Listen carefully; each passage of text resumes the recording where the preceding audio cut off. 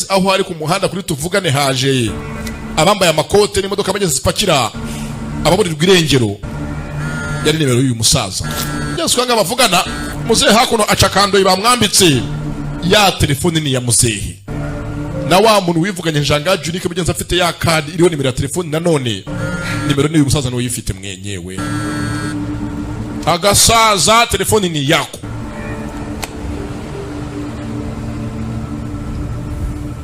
Did you kill my husband? Wishe umugabo wanje? Did you kill Father Young Imbo? Wishe Padiri Rufendeke?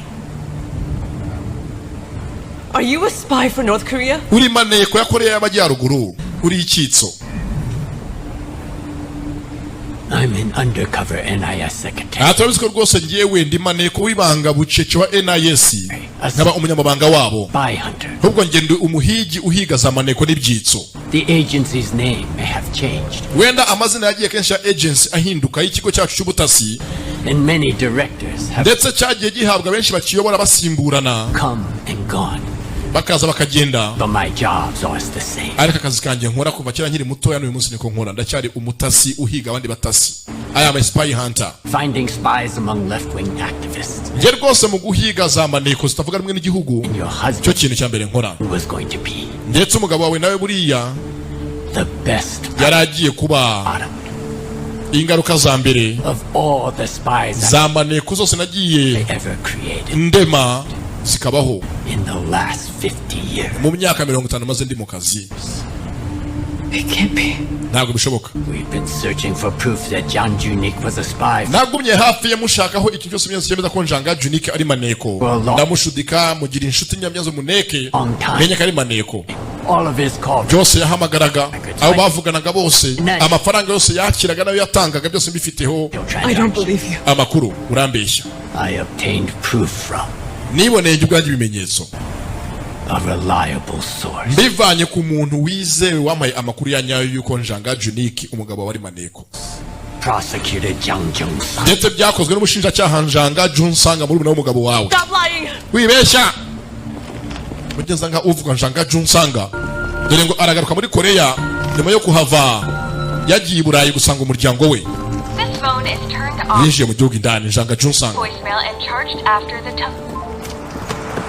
When your husband brought me the letter, I Umunsi umugabo wawe anzanira urwandiko knew nari mbizi. that it was going to be a historic Nari mbizi ko agiye kuba turning point. icyo bita amateka guhinduka. When people found out that the new Ibaze iyo abantu basanga ko umuntu uhagarariye ishyaka rya New Republic Republican Party's candidate nk'umukandida ugiye kuba perezida w'igihugu was ari maneko ya Korea y'Amajyaruguru, the spy, cyari kwitwa iki?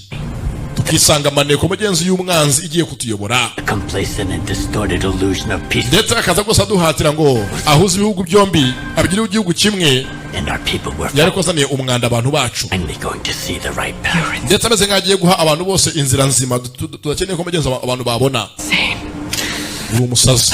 I had the ultimate weapon to turn Jang Junique Nari mfite intwaro ihambaye yari gutuma Njanga Junique into a spy. ahinduka maneko.